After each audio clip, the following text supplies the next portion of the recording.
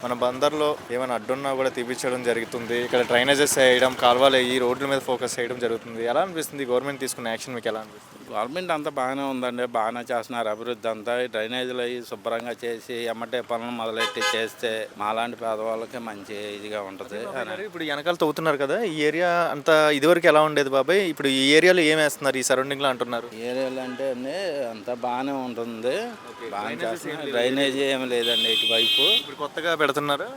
కొత్తగా పెడుతున్నారు. మరి చేస్తే కాస్త ఎమ్మటే మొదలుపెట్టి చేస్తే బాగుంటుంది అని నేను అనుకుంటున్నాను. చుట్టుపక్కల ఏరియా గానీ, చుట్టుపక్కల సరౌండింగ్స్‌లో గానీ ఏమైనా కొట్లు ఎక్కువగా అయిపోయి ట్రాఫిక్ జామ్ అయిపోవడం జరుగుతుంది. ఇప్పుడు అన్నీ గవర్నమెంట్‌కి అడ్డంగా ఉన్నాయన్నీ తీసేసి మంచి ప్లేస్‌లో ఇచ్చి ఇప్పుడు ఈ సరౌండింగ్‌లో క్లీన్‌గా చేసి అభివృద్ధి పరంగా ముందుకు తీసుకెళ్తాం అనుకుంటుంది ఈ గవర్నమెంట్.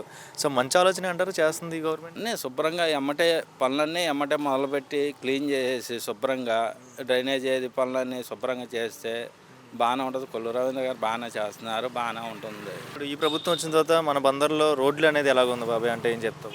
రోడ్లు అది ఎడల్పు చేసి ఇప్పుడు కోట్లు అవి తీసేశారు కాబట్టి రోడ్లు అవి ఎడల్పు చేసి ఈ డ్రైనేజీలు అవి శుభ్రంగా కట్టేసి అంతా చేస్తే బాగానే ఉంటుందండి.